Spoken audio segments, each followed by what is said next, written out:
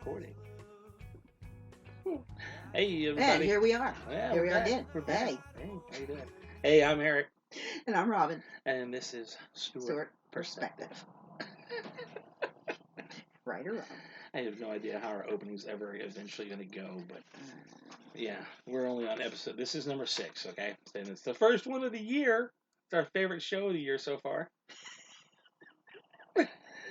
Welcome to 2023.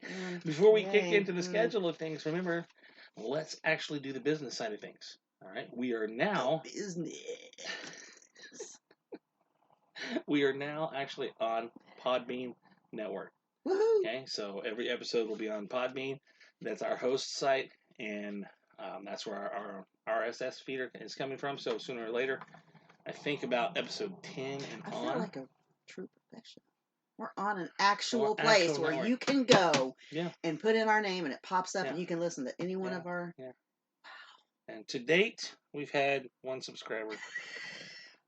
And I don't think that person is anyone in my family or yours. Nah.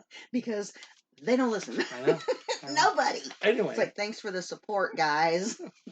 The plan with this is we obviously want to keep growing, but until we get to about episode 10. 10? I heard that too. I know. Boy. What the hell is that from?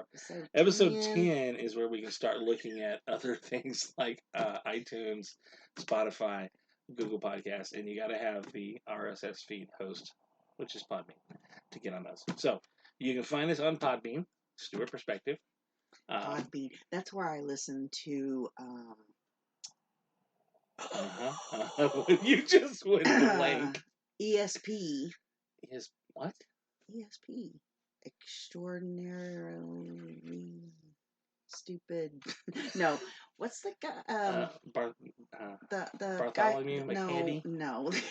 The guy from Scotland or Ireland. Yeah, that's Barry. Barry, yeah. Extraordinary Stories. Sorry, Barry.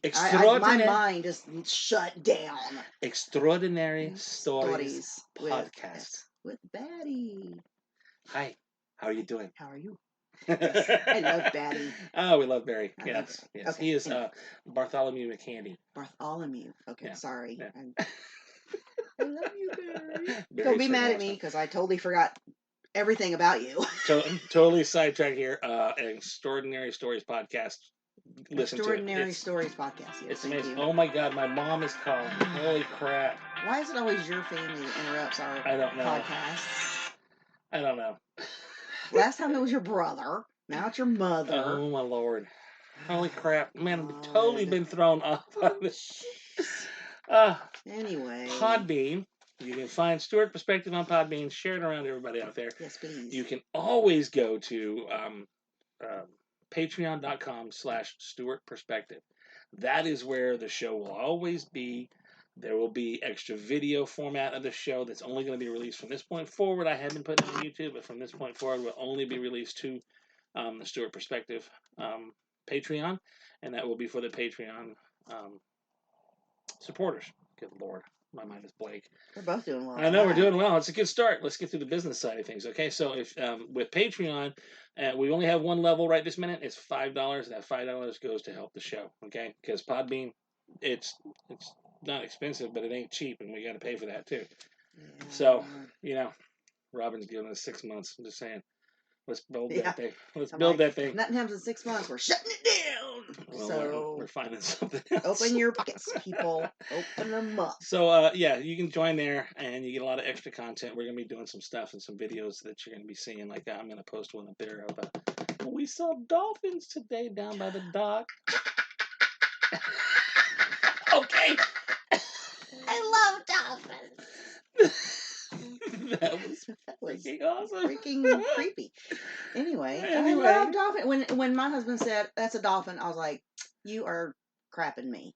No, there's no way there's a dolphin right there. I mean, we're not like on a beach where there's like a wide open ocean. We are in like, what do you call it? Like, we're in the shipping lanes. Yeah. It's like we're in the international coastal way. Yeah. So they have to like come up into the marina. Yeah, they're up in the marina. Yeah, and when I saw it, I was like, "Oh my God, it's a dolphin!" Paco is waiting in the water less than 20 yards from this dolphin, and flipping around in the water. And there's two of them. There was two of them. We And finally a saw bunch two of pelicans diving in the water and stuff too. Yeah. I got a bunch of it on film. It's going to be awesome. So join Patreon and you can check that out. Yeah. Also, the other way, if you want to donate to the show directly, you can go to paypal.me/raw communications. And that is the company, what is it? The parent company. There you go. Oh my God, the business side of things is really getting screwy right this minute. But the big thing is, we are trying to grow this thing. Like, comment, subscribe, share. Okay? Well, that is business. This is... what about your clothing? What? Oh, crap. Man, the business side of things. Yeah. Reaper Apparel. Reaper Apparel. We are ambassadors for them. Yep, they are pretty cool. Yeah, I got to do a new commercial for those guys. But Reaper Apparel, they've got... Big thing about those guys is they've got shirt sizes up to 4X for us big boys. And I need a 4X. I'm comfortable in a 4X. I'll wear a 3X, but I'm more comfortable in a 4X. So when I saw they had 4X for my size, I'm like, okay, yeah, I'm gonna sign on with you guys. And I like a lot of their designs and stuff. Mine is I will wear a cubic zirconia, but I'm more comfortable wearing a real diamond. Just thought I'd put that in there. Yeah, that's gonna be a while. That's all right. Yeah. So if you go to reaperapparelco.com and you use the code Uncle Mongrel at checkout, you'll get an extra 10% off. Okay. Or if you want to email me at unclemongrel71@gmail.com and ask for the extra one, I'm going to give you an extra code for 15% off instead of 10, okay? Very cool. I mean, it's not a whole lot, but it's something, and it gets a little kickback to the show, okay? So there's 3 ways you can help support our show. You can, 4, you can go to Podbean, because the more we have on Podbean, that too will promote commercials. Right. Or you can send that email to... you again, what's your email again? unclemongrel71@gmail.com. And ask for my Venmo name. Oh my God. And I will totally let you send me money. Well, we're not begging, but we're begging. I'll beg.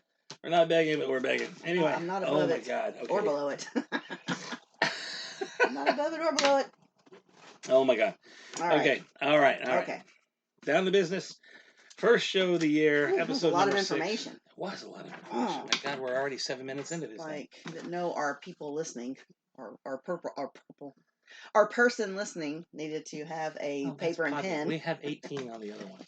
Oh, okay. Well, last episode's only got an 18. The episode before that got 64. So. Wow, we lost. I don't know. How many people we got somebody in Alaska. Deal? We got somebody in Alaska listening to us. Oh, hey.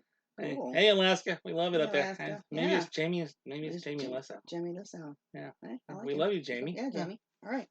So anyway, down to what we're talking about. Block A. We're going to do a little of the science and sciencey and real world comparison. Yeah. What I consider the wussification of. Everything. The wussification of America. Of everything. The wussification It's really interesting when I read it on Facebook. So I give a little latitude whenever I read something on Facebook, but you said that you went in and read about it, and it's actual, it's a thing. I dove into a lot of stuff on this thing. Yeah. Okay. So I'm just going to read the story. Yeah. Okay. Right. So everybody. And this is the story, so you can look it up if you want. It's the Universe 25. Okay. Yeah. The Universe 25 experiment is one of the most terrifying experiments in the history of science, which, through the behavior of a colony of mice, is an attempt by scientists to explain human societies. The idea of Universe 25 came from the American scientist John Calhoun and ran from 1968 through 1973. He created a, quote, ideal world in which hundreds of mice would live and reproduce. More specifically, Calhoun built a so-called paradise of mice, a specifically designed space where rodents had abundance of food and water, as well as large living spaces. In the beginning, he placed 4 pairs of mice that in a short time began to reproduce, resulting in their population growing rapidly. However, after 315 days, their reproduction began to decrease significantly. When the number of rodents reached 600, a hierarchy was formed between them, and then the so-called, quote, wretches appeared. Oh The larger rodents began to attack the group, with the result that many males began to collapse psychologically. As a result, the females did not protect themselves and in turn became aggressive towards their young. As time went on, the females showed more and more aggressive behavior, isolation elements, and lack of reproductive mood. There was a low birth rate and, at the same time, an increase in mortality in younger rodents. Then a new class of male rodents appeared, the so-called, quote, beautiful mice. They refused to mate with the females or to fight for their space. All they cared about was food and sleep. At one point, beautiful males and isolated females made up the majority of the population. According to Calhoun, the death phase consisted of two stages, the first death and the second death. The first death was characterized by the loss of purpose in life beyond mere existence, no desire to mate, raise young, or establish a role within society. As time went on, juvenile mortality reached 100%, and reproduction reached 0. Among the endangered mice, homosexuality was observed, and at the same time, cannibalism increased, despite the fact that there was plenty of food. 2 years after the start of the experiment, the last baby of the colony was born. By 1973, he had killed the last mouse in the Universe 25. John Calhoun repeated that same experiment 25 more times, and each time the result was the same. Calhoun's scientific work has been used as a model for interpreting social collapse, and his research serves as a focal point for the study of urban sociology. We are currently witnessing direct parallels in today's society. Weak, feminized men with little to no skills and no protection instincts, and overly agitated and aggressive females with no maternal instincts. So for Facebook, that was actually a lot, but it actually was a really good summation of Universe 25. If you go into look at research about it, there's tons and tons of articles and tons of pages and stuff. One thing I was just telling you beforehand was that he tried this experiment before Universe 25, and numerous times. Oh, there goes the film. Anyway, and the problem with it is during that time, the biggest thing with research, science and research, is the laboratory space and the cost of time. And his tests took up too much space in the laboratory and too much time, and they kept cutting them short. So he only came up with some conclusions pre-Universe 25. Universe 25 was the very first time he actually had a separate warehouse where he was actually able to build this entire paradise of mice, or mouse utopia, whatever you want to call it, and follow this through to its conclusion, which took, like I'm saying, 1968 through 73. So that's what 5 years. 5 years. 5 years for this thing to go from 4 breeding pairs of mice, 8 mice, through its full conclusion to they're all gone. Yeah, and if you live in New York City, you know how quickly mice breed. Yeah, mice and rats. Yeah, right. I mean, it's a lot. A lot. Yeah, a lot. In a very short span of time. And, you give them everything they need, everything they could ever want. You would think if they're given everything they want, you think they would be happy? Well, they might be for a while, but then it's like, if you have everything you want, everything you need, there's no need to work for anything. So what do? You sit around all day, and you eat everything you want, and you do everything you want. Sounds like a lot of stuff we've talked about before. Yeah, and you just exist because there's no reason to go out and do anything. This was 1973, and we're still seeing the parallels to this. Now, just notice from the article, after this Universe 25, he did it 25 more times. And each time, it reached the same conclusion. 25 times. Wow. Anyway, the parallels to what we're reaching, what we're seeing now, from 1973, and the resolutions found in this study compared to now. One, what you were just talking about, what we've talked about is people working and not working and staying at home, making more money from the government, living off the government tea. Mm-hmm. You're giving everything you want. What are you doing? You're staying at home. You're living in your PJs or your sweats and stuff like that, playing video games all day long. You're not being productive. You're not working. As Yeah. we see a lot of places still don't have enough help. Yeah. When you go to places, go to restaurants, and they got one or two people and they're running their asses off, we'll talk trying about to cover the whole restaurant. We'll talk about one later. Yeah, because you can't find anybody who'll work, or if you do, they might come in, they might not. Whatever, they walk out and never come back. Whatever. And so you see people not working. In terms of the men, what I would call the wussification of American, of the American. It's like boys are being raised with way overprotective mothers and fathers who aren't going to say anything to the moms because mom rules. So dad's going to go along with it. Dads are being more demasculated. Yeah. Emasculate. Whatever. Emasculated. She knows the word. Yes, they are. They are. And they don't know how to do anything. Yeah. I mean, my dad, could fix a car. He could fix it, whatever your problem was, or build you whatever you needed, or fix your toilet, or, all those things. And nowadays, everybody's like, well, I'll just pay somebody to do that. I have no idea. I have no idea how to do that. Now, I've got to pay somebody to do it. I've had that attitude for a while, but it's more like I don't have the inclination. I have the ability, and I can get out there, and I can do whatever we need to get done. Mm-hmm. And I do. Mm-hmm.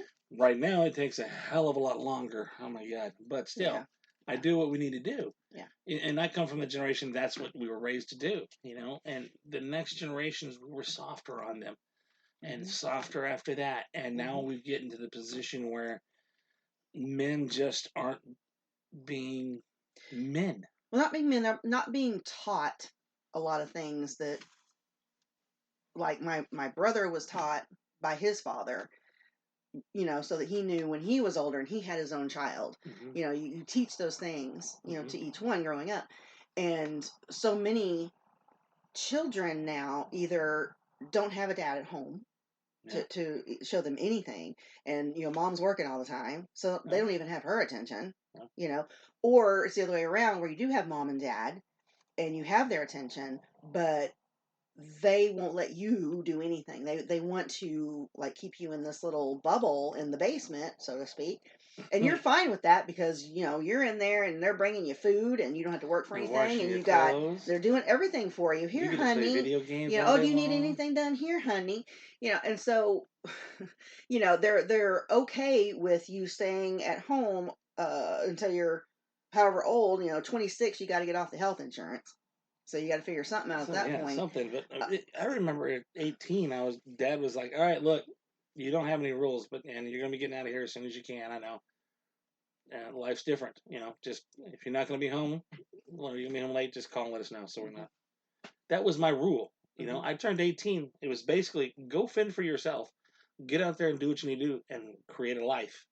Mm-hmm. I've raised you. Go. And unfortunately, I think my kids kind of felt that same way when I did it because Taylor, I stayed with her a little bit longer, but Taryn, 18, out the door. Joyce was on her own before that, And speaking of Joyce, that reminds me what we talked about beforehand with the females having to step up and become more aggressive and more masculine and stuff like that. Joyce has had to do this.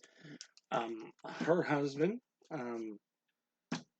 great guy. I love him. I call him my Sasquatch. He's 6'4", and he looks like a damn Sasquatch. And he's got a work ethic.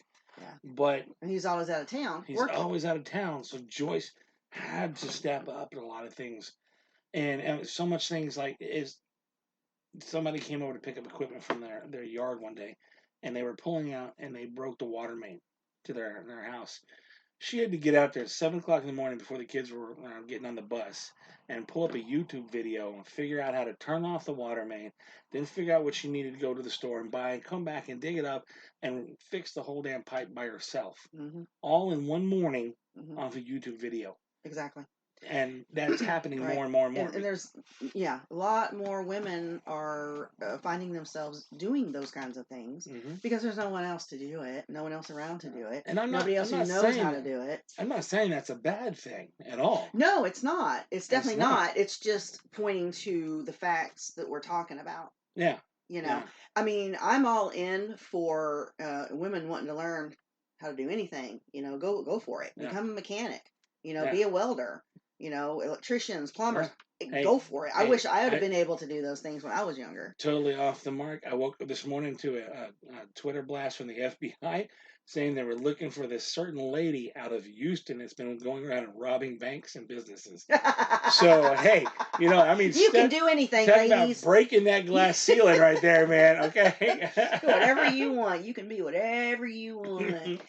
But no, I'm not saying it's a bad thing. I'm just saying it's kind of being flipped. Everything's being flipped. It is kind of being flipped.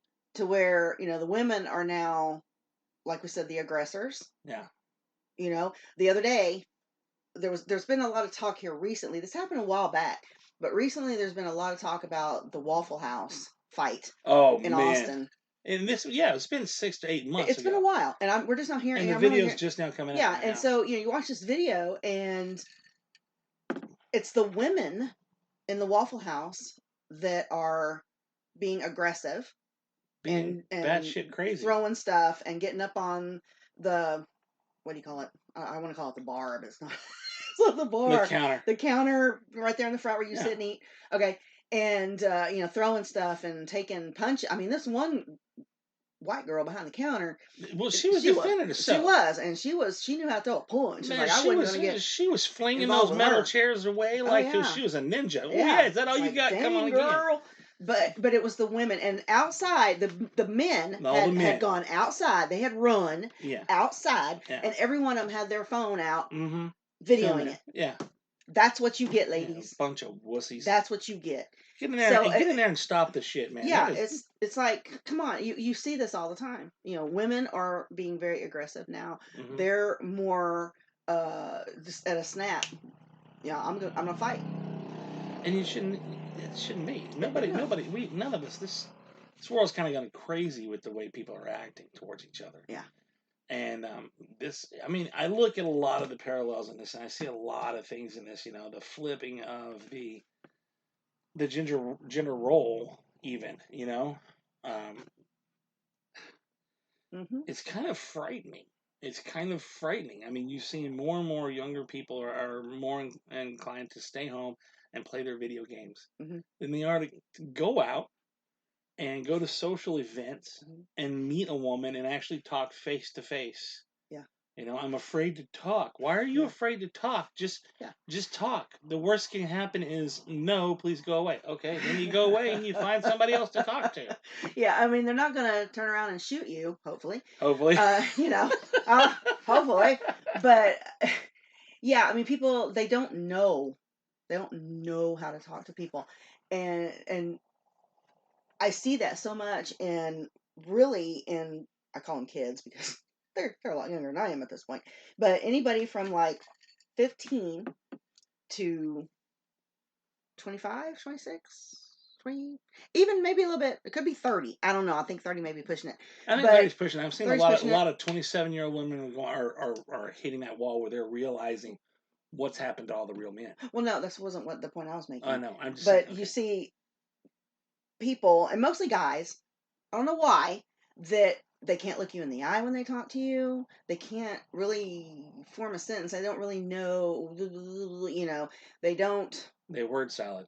I don't know what it's just like, you just give up. They've become meek.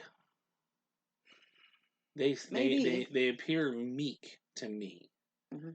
You get the not the rare, but you get, well, I guess the break of the norm. Like I've run into several times, like believe it or not, at Dollar General. I had this one time, this young man saw me walking up with my cane. I was hurting really bad that day.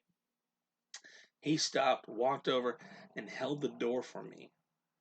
And I said, "Thank you very much, young man." He goes, "You're quite welcome, sir."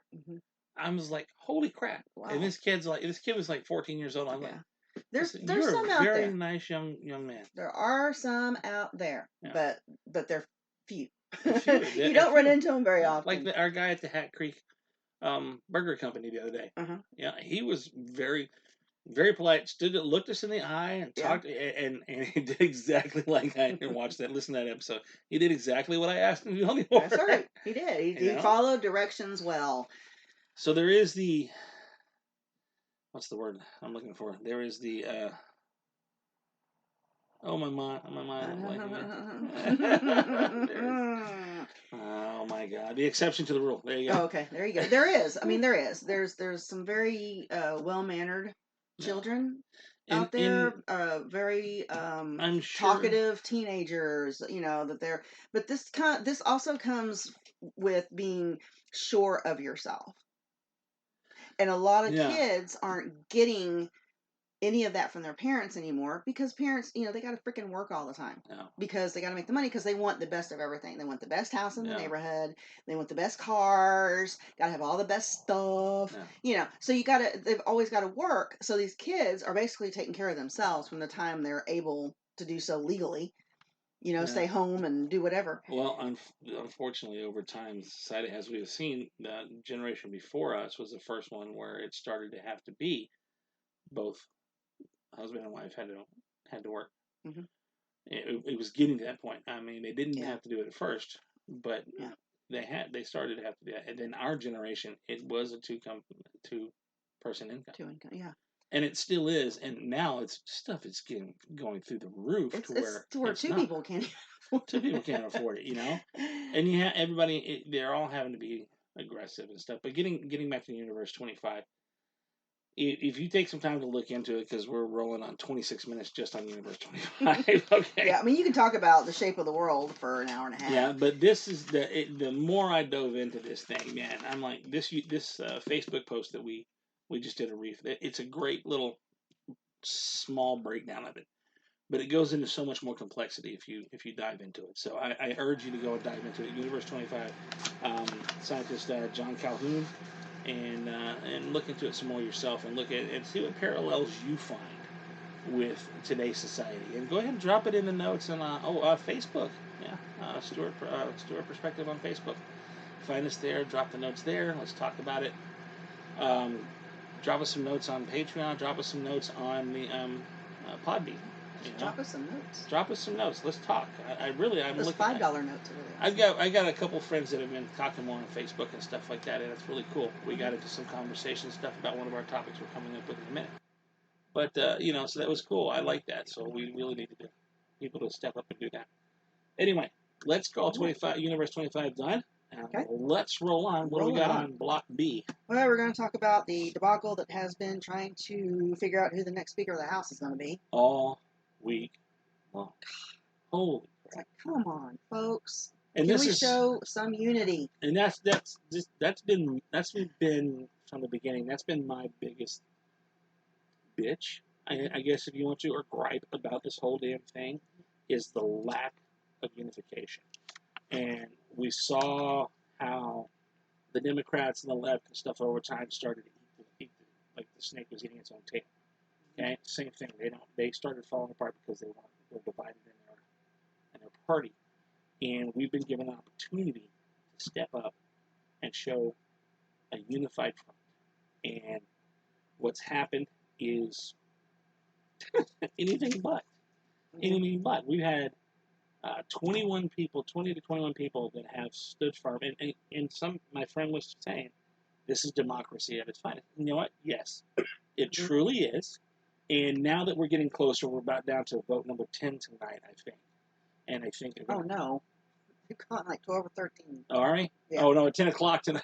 At 10 o'clock tonight, they're thinking they're going to do a vote at 10 o'clock, and they're thinking that's when they'll have the numbers. They'll finally have the numbers to get it done. What gets me is, now that we've come to the end of this, I've seen this group of people, and my gripe is It's not with all of them. Half of them have legitimate grievances, and I think they're the ones that have gone in. They've done the negotiations, and they've gotten their piece taken care of, you know, and they're the ones that have turned now voted for Kevin McCarthy, and then you got the ones that have been showboating.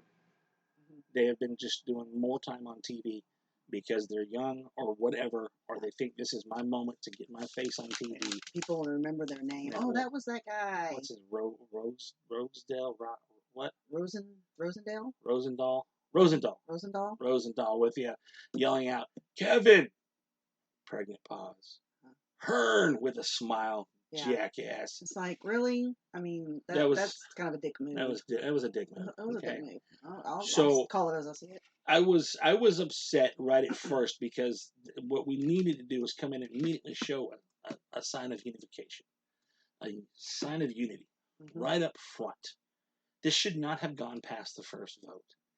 All of this problem that is being, this dirty laundry that's being aired out in front of America and in front of the world, should have been taken care of. They had since midterms, November. They had since midterms to get this worked out. Well, yeah, and they knew way before that he was going to be running. It's been months and months and months that he's put out there that he wanted it. Yeah. And he was going, and everybody thought, oh, sure, he's going to get it. They needed to have this shit worked out. Yeah. Before we went to vote number 1, so that we come up with a united front. Right off the bat. So they should have known a long time ago who was going to go, yep, you got me, and who was like, no. Yeah, and then let's figure out, what do you need? What do we got to do to fix this with you? Yeah. Because what we've done is we've aired a ton of dirty laundry. We've shown cracks in our facade, and as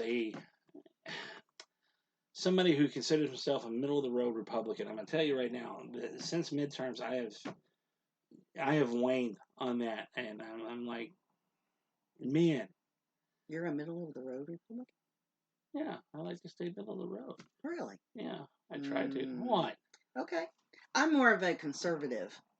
I think that's kind of the way you've been talking. Well, yeah, but I've a conservative Republican. I've been on the liberal side of things, and I can lean left, and there's a lot of things that I can kind of lean towards and stuff. But I also see the importance of a unified front, and let's get the job done.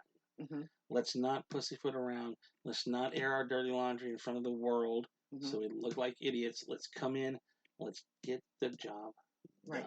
And, 2 or 3, possibly more, I don't know, of the holdouts on him, I believe that it's a lot of it's personal. I don't think it has anything to do with Rosendahl? Anything personal. With anything political. I think it's, they're just like, I don't like him, and I'm not going to vote for him. Yeah. Well, forget about us little Americans that are just laying down here, waiting for y'all to figure it out. Like they keep continuously nominating Jim Jordan. 5 of them, Jim Jordan. Who, since vote number 3, I think, he stood up and he said, look, I don't want it. And I'm supporting Kevin McCarthy. Yeah. In any normal world, that's a clue to the people that are trying to push for me. I want you to push for who I'm pushing for. If you want me, then you can agree with what I want. Yeah. And I want McCarthy. Yeah. Exactly. But no, they kept voting for him. It's like, even this last time dumb? around, they still are. They're still stepping up and saying it. I'm like, the man has said he doesn't want it. And then today they said, oh, well, Washington didn't want to be the first president, but everybody kept pushing for it. And finally, he did. It's like, Washington, really? Really? He also had wooden teeth. Yeah, and we're 246 years later, okay? Calm the shit down. This isn't the first one. You start to wonder about some of these people after a while. It's like 13 votes later. What is wrong with you? Just tell the man what you want. I'm sure he'll give it to you because he wants this job really bad. Yeah, but then I also have the problem that I see where I think he's having to give concessions to win these people over. Well, absolutely. And so now you've got the 213 that have been on your side repeatedly. And they're like, hey, wait a minute, dude. You're giving up a hell of Well, a no, lot. actually, he had 201 201? that Okay. were consistently. Consistent. Okay. And just with like the last vote or the one before, he got 12 or 13 several more. to turn. Yeah. Well, I can see that it shows a weakness or a giving of power away. And I don't know if it's power. I mean, he's the leader of the house and stuff. He'll be the one that says, okay, we've as a group we've declared this. Well, you know, and Well, and you also have to think when you nominate people, this is the third person in line to be the president. it's true. You know, if something happens to Biden, and God forbid something happens to Kamala. Speaking of that, I do got to commend the one person who did what I at one point had talked in our conversations and said, you know what, somebody ought to nominate Trump. And lo and behold, Right. Somebody nominated Trump. Yeah, you've been saying that for long months. Hey, why can't Trump be in there? That would be freaking hilarious. That would be hilarious. That would be hilarious. Really, it would be. Yeah. So but I think all he was saying was, I'd rather have Trump than you. I don't care. I just have this image of Trump sitting behind Biden as he gives his speech. I know. Tearing it up right behind him. Just like, what's your freaking phrase did to Trump? I'm going to tear it up because it don't mean nothing. Yeah. Anyway, okay. Oh my God, I think we beat that horse. Enough of that. We'll see tonight at 10 what happens. Okay. Got anything else in there we're talking about? Well, we're going to talk about Biden going to the border. Yeah. Oh, yeah. Finally. Little quote. Oh my God. Where did this quote come from? Do you remember? I don't even remember what it was he was talking about. We're calling this on another episode of What the Hell Did He Just Say? I'm gonna read this one. All right, folks. So sorry. Go for it. This was an actual quote from a speech given by President Biden in front of people on a microphone in front of cameras on TV. All right. I'm going to go through the entire quote, and I'll get to the meat of it at the very end. Our best days are ahead of us.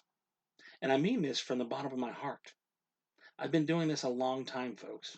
Our best days are ahead of us. Are not behind us. I've long said, I mean this.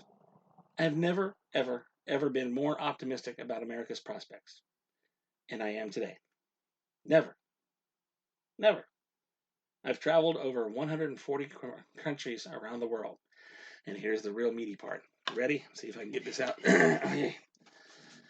I was the paraphrase the phrase in my old neighborhood. The rest of the countries, the world is not a patch in our genes. If we do what we want to do, we need to do. What the shit? What? What are you trying to say? I was the paraphrase the phrase in my old neighborhood. The rest of the countries, the world is not a patch in our genes. If we do what we want to do, we need to do. Yes, I see clearly. I know exactly what he's saying. Now, whatever. I don't see clearly. There's every time this man opens his mouth, it's a crapshoot of what's going to come out of it. I can just see everybody sitting there going. You know, people used to watch and hang on every word that Trump would say, so they could get a soundbite. Or any other president. So they could get, Trump, they wanted to get a soundbite and say, did you hear what he said today? Yeah. Because it was hateful. I'm not hateful. I'm just like, what the shit did he literally say? What are you trying to say, sir? I don't comprehend the words that are coming out of your mouth. What are you talking about? And this is the President of the United States of America. Mm.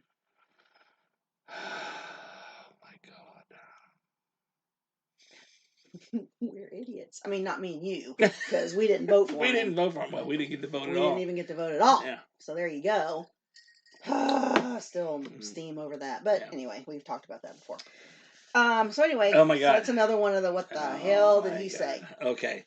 So, wow. So that's going to wrap up. Let's do that. That's the science and the wussification of America. And there's some Politico in there on that. Yeah. So now let's get to some fun stuff. Let's get to some fun stuff, okay? And this is what we ended the show last time. And we had totally forgot to talk about one of the main things that we had wanted to talk about. That we went out and our sister-in-law and brother-in-law, my brother-in-law, your brother, asked us to join them for what they do. They say there's their annual escape room. Yeah, every year. I don't know for the past. I don't know how many years. Yeah. They would get together. It would be my sister-in-law, my brother, Andrew, my nephew, Sadie, and my nephew Colt. Yep. And we were. We've always been out of town. No, he was missing this year. Yeah. For the annual, he wasn't there. Yeah. So anyway, we had been in New Hampshire. We've been in a whole other state, and we never really got to. We've been traveling for years. So we weren't around. So this year, we got to. She invited us to go and do that with them. I mean, this is honestly, this is something that I've wanted to do for a long time. I've wanted to do an escape room. It seems like it would be fun, you know? And actually getting to go in with a group of people that you know everybody made it so much better, I think. So, if you can book a group with friends, go with your friends. Otherwise, you get thrown in a group of strangers, which could be fun as well. There could be a fun element to that as well. Okay? But this one was, it was Escapology. It's Escapology of Austin, Texas. It's actually in Round Rock. It's in Round Rock, but it's of Austin. They have actually 8 different rooms, 8 different storylines. I was reading today, and I'm like, wow, it's going to cost a lot of money because I want to do them all. Yeah, we're not going to do that. We'll probably do another one in March for our birthday thing, you know, maybe. But anyway, they got a lot of things to do. But we did the one that was called the 7 Deadly Sins. And it had a lot to do with a minister of a church that his people, through their confessions and stuff, had all committed all 7 deadly sins and stuff. And he got them to drink Kool-Aid. He kind of went off the rails. He went off the rails. Basically. Yeah, check out the website and you'll hear the story of it. The big thing is it was 3 rooms, and you're given 60 minutes to do this thing. And I really wanted to take some pictures and stuff, but they don't let you take phones in. So I had to put my phone in a locker, and I really didn't like doing that. But at the same time, I understand. So it was cool not having it. It was a distraction from what was the main event to be there. So not much more entailed. So we get to go into this room, and man, it's dimly lit. I mean, they really go on and doing sets and stuff for Scare for the Cure. And I'm watching this and looking at it, and I'm like, this is really awesome. They really did some detail in this. And I'm going to be honest, that first room was hot. Oh, God. I was just like, what in the heck? And every room we went into was a little bit cooler. A little bit cooler. Like, oh, we're getting closer to the air vents. Like, this is how we die from the heat in this little room. This is it. This is how we go, right? So the minute the clock starts ticking, everybody. Now, they've been through escape rooms. Robin and I haven't, so. Yeah, I've never done one before, ever. We kind of had an idea of what they wanted you to do, but at the same time, we're like, I don't know what I'm doing here. What are we looking for? So what are we trying to... all of a sudden, everybody just like scatters and starts looking around this little room. I'm like, what the hell? I'm like, what are we looking for? What are we trying to find? What are we doing? What's the question? What's the question? What are we supposed to do? I don't understand. So anyway. But we managed to figure some things out. We got to the second room, and Robin found an idea like this does something, and she's twisting this little thing, and it comes off the wall completely. Yeah, it's like on a map. It's just like in the middle of a map, and I'm screwing. I was like, this has got to be something. This has got to be something. And then later on, well, figured out, well, you got to hang this from here, and it used the map as this. Oh, there you go. Robin was right. We should have listened. Yeah. In a roundabout way, I was kind of onto something, but everybody was running around not listening to me the whole time. I was like, what do I got to do? So, yeah, we made it to the third room. We made it to the third room. I thoroughly believe that if we'd had about 15 more minutes, we were onto it. And we could have, 95% sure we could have figured it out. I think that second room gave us tripped us up. Yeah. Tripped us up on a few things. Yeah. And we were all looking at the puzzle, but from different directions, and we weren't coming with the right answer. Yeah. So that was really odd. If we had all been on the same page. The whole time I'm standing there going, okay, these symbols here that it talks about all this stuff and the places where they originate look like the symbols on the things we got from the last room, and everybody's just running around behind me like going crazy, and I'm just like, hey, everybody, and nobody's listening to me. Well, they put a lot of decoys in there too. So I mean, there was a lot of other things that we were all reading and looking at that were decoys to distract you, and they did a good job. We got into the last room, and we had minutes to spare. Mm-hmm. And we were working on the last puzzle, and we had literally found the key to figure out the last puzzle, and we ran out of time. Mm-hmm. Damn, James. We were getting to it. It was like, oh, well, what about these symbols on the wall and this thing on the floor? And it was like, time up. It was like, oh, just I think we could have figured it out. 10 more minutes. I think 10 more minutes. Maybe 10. Had it. I think we'd have had it in 10 more minutes. Yeah. I know, but in the end, I had a blast.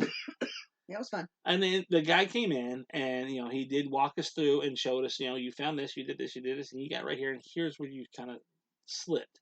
Yeah. And this is what you would have done. This is how you would have found the answer to that. And we were right there at finding the answer to it. We were like, oh, it was right my there. God. And he said, if it's any consolation, this is what we consider our hardest puzzle. And you guys almost completed it. Mm-hmm. That's not bad. Not bad. So there are other ones that we want to do. There's a Star Trek one that I want to do, but I don't think it's actually a higher level.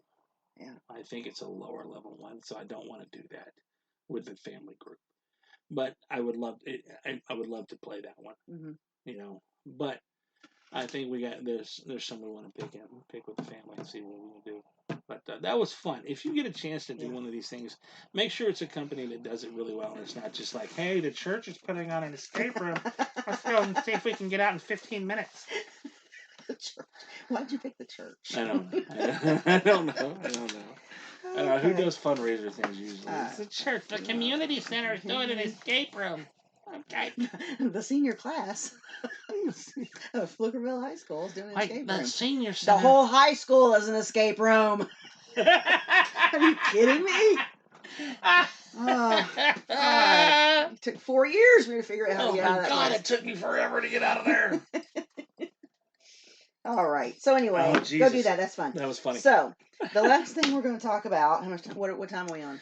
Oh, we're about 46. We're okay. About so we got 15 more minutes. We're going to talk about just kind of let you know what we did over Christmas and the New Year, and how much fun we had with our families. The last episode was just before Christmas, and we were wrapping up 2 weeks for that for the show before that. So we've kind of holidays have really put a kink in any kind of a set weekly schedule. So it's been like every 2 weeks and stuff. So in the last 2 weeks, we did the Christmas thing, and man, I'll tell you what, I love family. I love my family, and I love your family. But for the last 7 years, we've pretty much been out of state at Christmas time. Yeah. We've pretty much been spending most Christmases. Christmas and Thanksgiving. Just two of us. And I look back. I look back now. I'm like, oh man, we actually had some good times. I know. We thought at the time, I was like, oh, I'm so sad because I'm not with my family and they're doing stuff together. We would find one of the nice places that were doing a nice buffet or a 4 or 5 course meal thing, and we'd go and we'd be waited on, and we'd have a nice meal and a quiet time. We didn't have to cook nothing, and we didn't have to clean shit up. We'd go home and take a nap. Watch TV. Yeah. And this time around, man, oh my God. Never again. We had original. I've been asking since July for my kids. What are you doing for Christmas? Here's what we're going to be in town. I want to do Christmas. I haven't done the Christmas with the grandkids or anything in a long time. I want to do it. Yeah.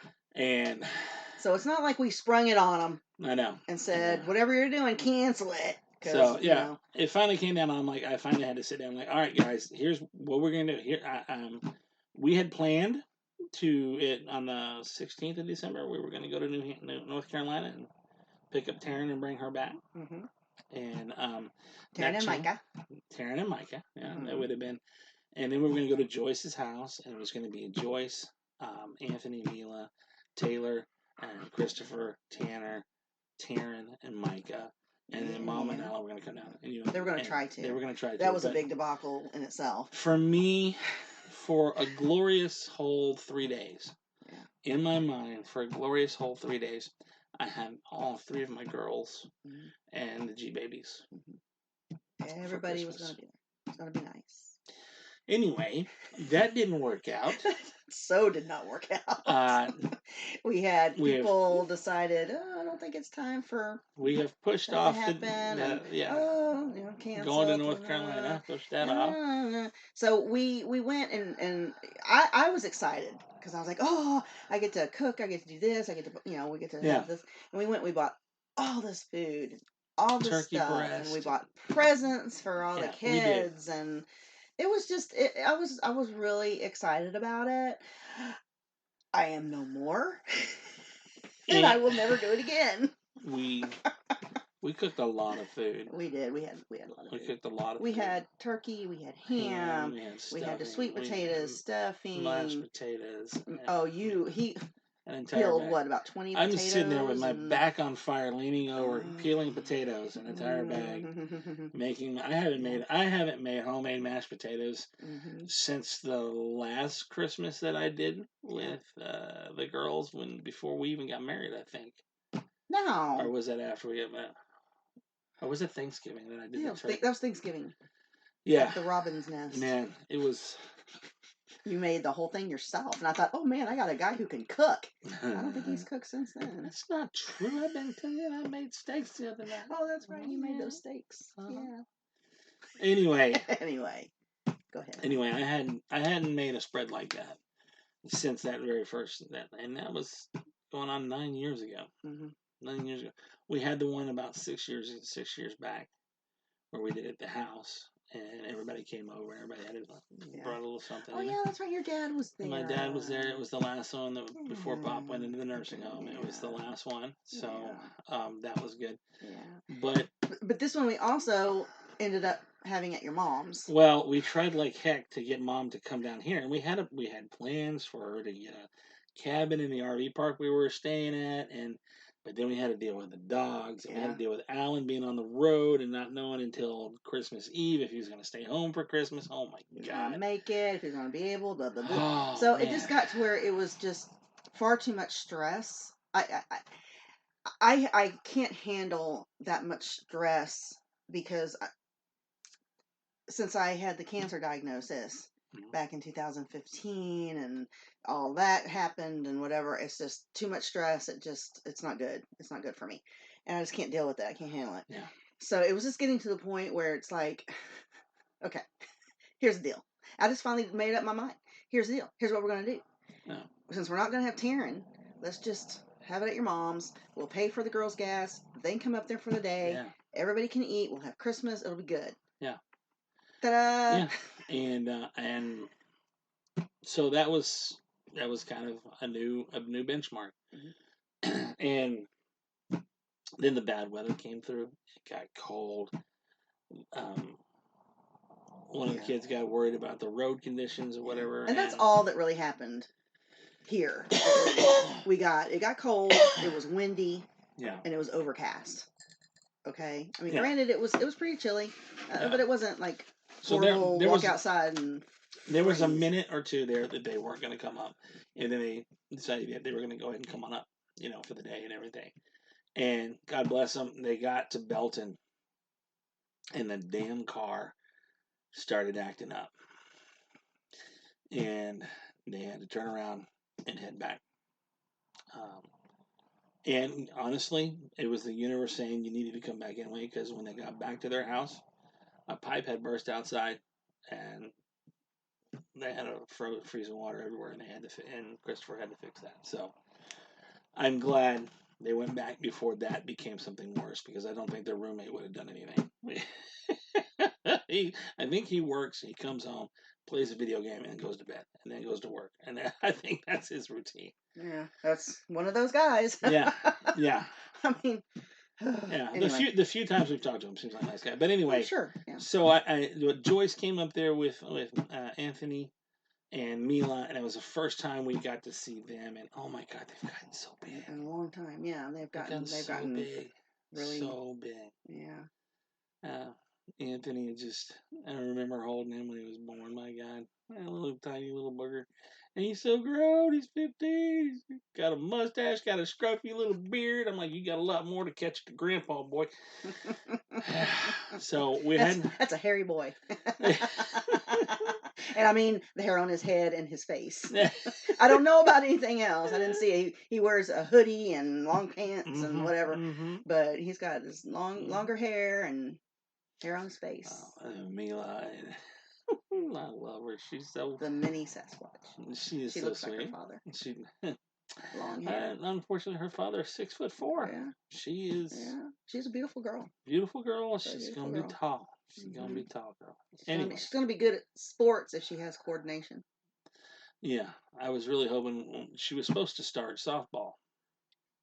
Yeah. She was supposed to start softball, but turns out she was too young, which really sucked because Robin was looking forward to being home and going up there and playing softball. Oh, so looking forward to watching, and helping her. I want to help her, I want to get out and show her how to do stuff. Yeah. That time will come, I think. Time will come. But anyway, so Christmas did not go off with the bang that we expected it to.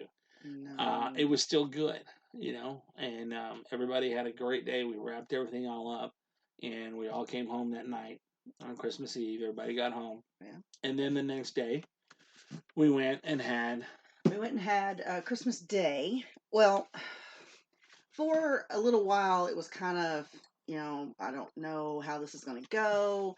I don't know if I should ask. I don't know what's going on because of the fact that we lost Colt on December 26th of last year. Yeah, this was going to be a rough Christmas no matter what we did. No matter what the first year, and I just finally was like, okay, I don't want to ask, but, are y'all doing anything for Christmas or what?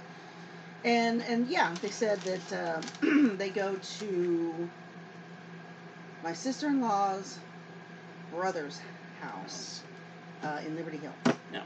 And that we were invited, which was awesome. And it really was, because we didn't have any plans for Christmas Day. No. It was just going to be us, and I had one little present for you, because we didn't have anything else. And, yeah, so we went there, and it was really very nice. Yeah. I mean, this is, nice place. They live out of the way. Like way out Liberty of the way. Hill, wasn't it? Way out Liberty Hill? Way out Liberty Hill. And it was very nice and quiet. And I got to see some longhorns and some donkeys.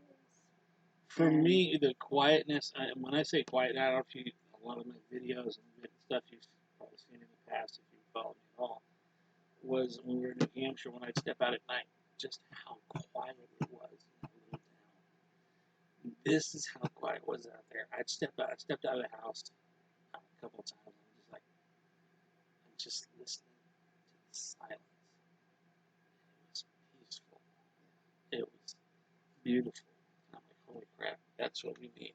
I can't do a city. It was wonderful out there. And the people they're so nice. They're such a really nice couple, and they have some great kids. Oh, good Lord, yeah. Great kids. And the boys are, I mean, they'll sit there and they'll talk to you, and they will look you in the eye, and they can speak, and they, they've been taught, this is how you communicate with an adult or another person. Yeah. And they have a daughter named Maggie, and I think she's about to turn 15, and she is just the cutest girl, and she's funny, and she's respectful, and she's smart. One of my favorite things is you gave her the gift that we brought for the family was a box of your reindeer poop. You gave it to her, and she says, "Oh, you probably shouldn't give this to me." Yeah, I said that's for the whole family. She goes, "Not if they can't catch me." And I think she sat there and ate most of it by herself that night. And she's just really cute. Yeah, and we took your corn dip too. We made a big batch of your corn dip. Yeah. And when there was a bunch of stuff, I went, all right, cool, we're gonna have some to take home. Yeah. And then you turn around and the pot's cleaned out. I'm like, okay. And she said she had a small one because she wanted some of it, and then she had a bigger one. It wasn't huge, but it was a bigger one that had everything else that was left over that I was going to bring it home. And one of the sons walked in, and he said, "Are you taking that?" I'm like, "Well, I was." And he's like, "Oh, this is about the saddest day of my life." And I'm like, "I can make more. You can have this." And he was like, "Okay." And he took it and ran away with it. He took it and ran. And I was like, "Holy cow!" Wow, that's awesome. So yeah, it was It was really, really great. it was a great night. It was fun. Yeah. It was festive. Everybody was happy. Everybody was joyous. There were presents were shared, but mostly it was communion. Yeah. You Yeah. know, It was just getting to be with everybody. with everybody else and just talking about. We enjoyed a good stuff, meal. My you God, know? they cooked a lot of meat. Oh, they cooked a lot of meat, a lot of different kinds of meat. Oh, and prime rib. Oh, yeah, prime rib and some kind of turkey with yeah, some kind of rub on turkey it, loin and a ham, and everything was wonderful. And they had, you know, your green bean casserole and the yams. We would like to be invited back. Yeah, I'm going to be really nice to them because it was awesome. But yeah, it was really cool. It was very nice. It was very nice. Very nice for us to. You got to meet their cows. One was named Bowtie. Oh, the Longhorns. The Longhorns. Yeah, bow tie, because he looked like he had a white bow tie on his forehead. Yeah. It was beautiful. Yeah. And well, actually, it was the female. There was 2 moms and their calves. And they were. I love animals. I know. It was sweet, and yeah. I wanted to go up and say hi, and can I pet it? And of course, you know, I'm the one that sees the bear in Yosemite. Hey, I want to come pet you. Yeah, kitty. I know. Kitty. If I ever get mauled by a mountain lion, it's because it was preceded by here, kitty. I'll do that. Come here, let me pet you. That's me. That's me, people. Oh my God. Yeah. So that was Christmas, and then Christmas we spent the next week getting the RV ready, and getting things ready for us. Yeah. To head down to Rockport, where we are now, and so that was fun. So we're here, and we'll be here until the end of February. And we're gonna go, and we want to see some things. I want to go to the aquarium, and what's the ship? I don't know what ship, but there's a couple. Yeah, the Lexington's here, but there's also something called My Fun Port A. Or myportafun.com, something like that. Something we're gonna look into. But it has a pirate ship cruise, and I want to go to a pirate ship cruise.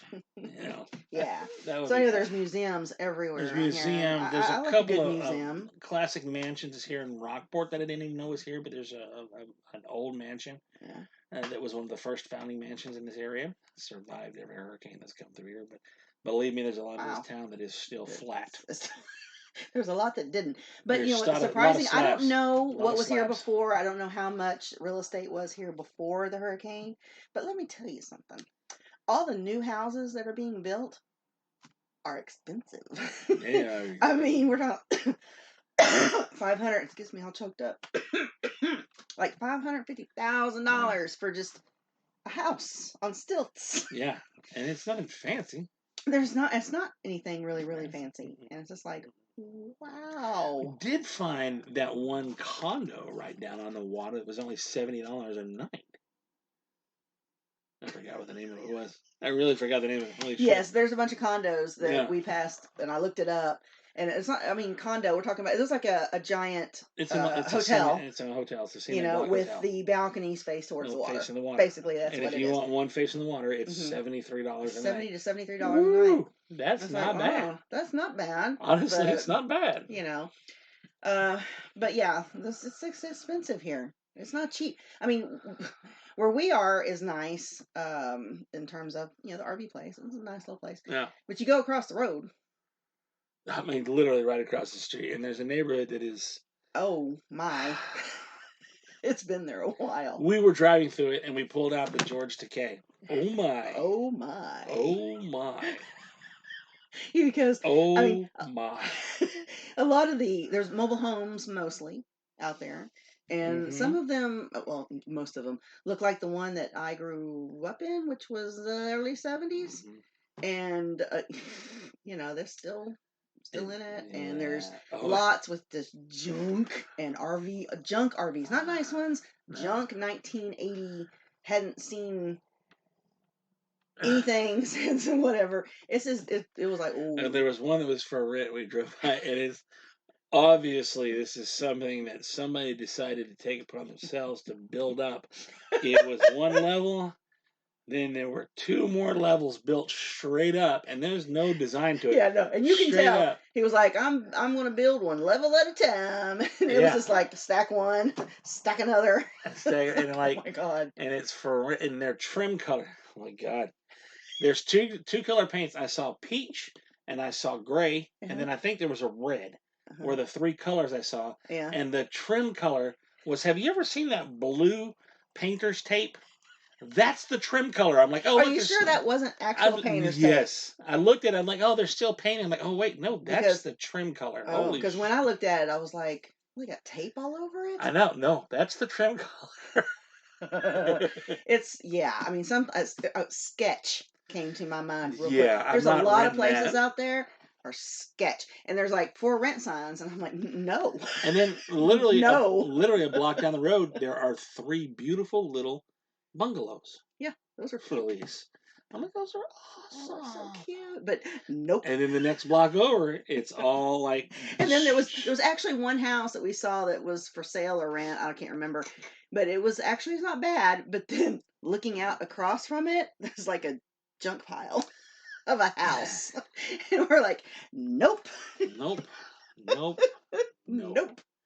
I'm just so gonna, yeah. I'd rather, if we're gonna stay here, I'd rather stay in the RV close to the shore. At least I can look out at the water and maybe see a dolphin from time to time. Well, now that we have our water issue better. Oh my Jesus, that was another thing. We kept complaining about the water issue, the water pressure. There was like no water pressure at all. We're talking drizzle. Well, at the last RV park, we had that for 3 months. We were there, and we fought that, trying to figure out. So we were taking showers at their showers because our water was like dribbling out. So we got up here and we had better water pressure, but it would come out really fast and powerful, and then it would dribble off. Yeah, it would practically go away. If you turn 2 faucets on, or if you turn the toilet and a faucet on, you'll lose power on one of them. You were done.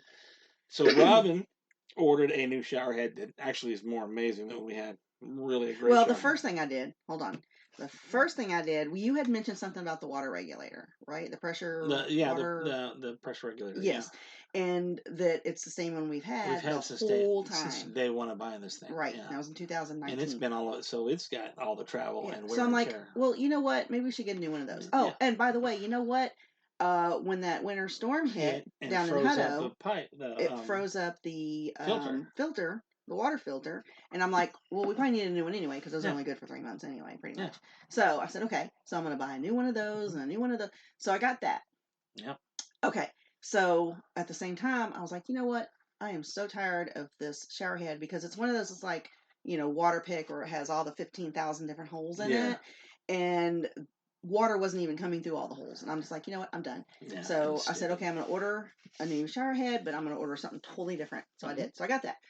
So we went out and we changed out the pressure regulator, the filter, and we did it all with our hose. And it's a 50-foot heated hose, and these are not cheap.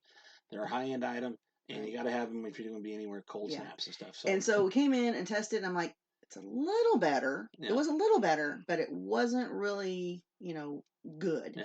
And so I had noticed while we were out there that the heated hose had a big kink in it. Yeah, and we pulled the kink out and got the kink out of it, and it still was didn't a problem. help anything. So I was thinking, well, maybe inside, because if you've ever seen one of these heated water hoses, it's like a hose inside of another rubber hose with a heater element wrapped around up your nose with a rubber hose. Yeah.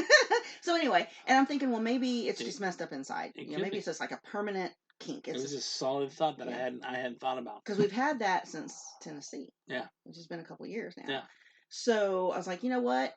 We still have our 25-footer.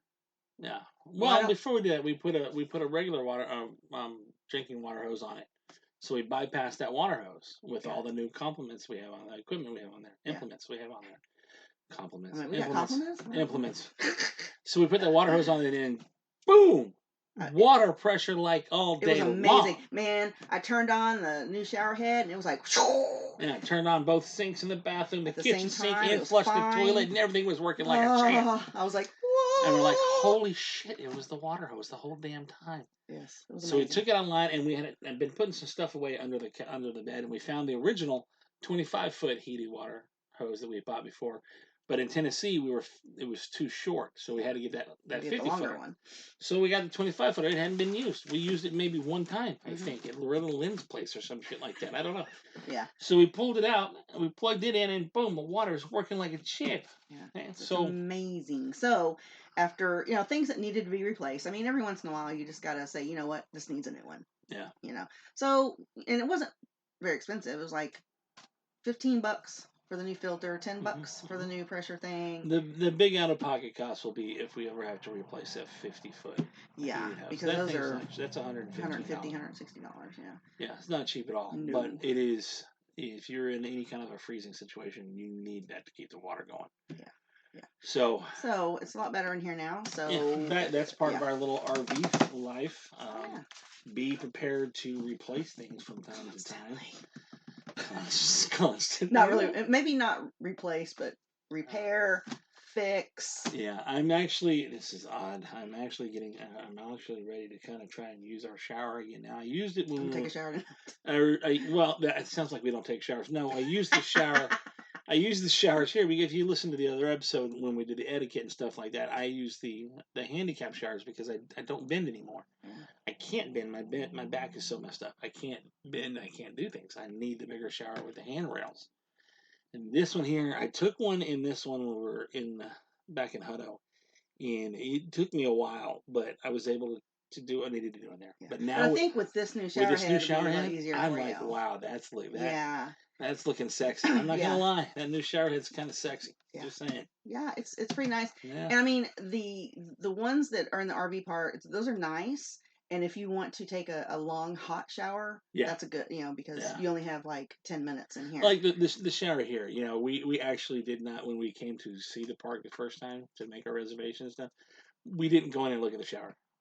It's not glamorous. It's not glamorous. It's a marina. It's like think back when you were a kid and you went swimming at the swimming pool. At the community pool. Yeah. It's and those showers, it's like a cement floor with a drain. Yeah. And they've got a shelf that's big enough to put all your shampoo and conditioner on. Yeah, and I'm not knocking it because the water pressure was good and the water was hot. It was nice. It's great. Okay? I mean, nice. I don't have. But you take some shower shoes, man. We got to go buy some shower shoes. Some shower shoes if we're gonna take showers in there. But yes, I'm more inclined to. I'm gonna check. I'm gonna since I can use my shower again. I'm gonna see if I can. Oh, it hurts, but whatever. I can't explain to people how this life has changed for me. It hurts like crazy, and we're still dealing with a lot of things on the legal side of stuff, so I can't really talk a whole lot about it. Yeah. It's just when you're in pain all the time, it changes your life and the lives of the people around you. I mean, look at I can't stand for long periods of time. I can't sit for long periods of time. I can't walk for long periods of time, and there's days that I don't want to get out of bed. I'm just like this. I'm done. I'm gonna sit right here, but I can't do that because then my back starts hurting and I can't lay down. I gotta get up. I can't. I'm constantly having to try to reposition to stop from hurting. So anybody out there suffering from back pains and stuff like that, from spinal stenosis, thoracic, spinal injuries and stuff, any I feel you. Back injury, any scoliosis. My mom has horrific scoliosis. I can relate to your mother so much more these days. And she's always in pain. And last time we were there, me and her sat on the porch and had a couple of conversations and stuff, just me and her. And I get it. She makes this grunting noise now all the time. Yeah. I get it. I catch myself doing some stuff like that from time to time. I'm just like, oh, Jesus. Yeah. I never expected life to come to this. I still got a lot of life left, Yeah. I'm not giving up. Yeah. I'm broken, but I ain't defeated. Yeah. That's reverbapparelco.com. Promo code Uncle Mongrel. That's my favorite design. Broken but not defeated, right? Not defeated. All right. Okay, crap, man. We are. We're at 113. Oh, we're pushing the head boundaries here. So, are. business time again. Business time. We are on Podbean Network. Share, comment, subscribe. Download the Podbean app. Do all the things with that. Go to Patreon, patreon.com/Stewart Perspective. Join there. There's one Patreon level. That's all we got. It's $5 level. $5. You get the show right off the bat before anybody else does. You get the video format of the show that I produce that has a lot of extra content to it. And this one's going to have a lot of video and stuff with the dolphins and everything. It's going to be pretty. It's going to be pretty. So you get that. You get any other content, like right now, the Kim Ritchie, my mind went. Kim Ritchie. Kim Ritchie concerts on it. That is such an amazing show. It's an hour and 20 minutes of great music and Saxon pop. Go check that out. You know, Kevin Smith Q&A is on there. We're going to have some other stuff as well coming up from time to time. I'm going to break out some of my tripping down a rabbit hole. So, anyway, not wrap it up. Sorry, I'm getting the wrap it up sign here. Last thing, you can support the show with ReaperApparelCo.com. Promo code Uncle Monroe. You can go to patreon.com/Stewart Perspective. Join us there for $5 a month. That'll help show the show. You can donate directly to the show at paypal.me/raw communications. That is our direct payment. If you want to drop a line and say, hey, go buy a 6-pack for me and talk about it on your show, that's great. Like right now, I'm drinking a Moscow Mule I haven't had in a while. That's awesome. Yeah. A coffee. Buy me a coffee. Yeah. Well, we don't do buy me a coffee. No, sorry. Anyway, that's the business end of things. That's the show. That's the first show of the year, our favorite show so far this year. We hope you guys like it. We hope you enjoy it. We really love that you guys are stuck around. The 12 of you that continue to stay with us, thank you. Let's expand that back up to, I like the 64 when it kept jumping up. So, yeah. Anyway. All right, fine. I guess that's it. As always, people, love, peace, and bacon grease. And bacon grease. Bacon. Bacon. All right, we go.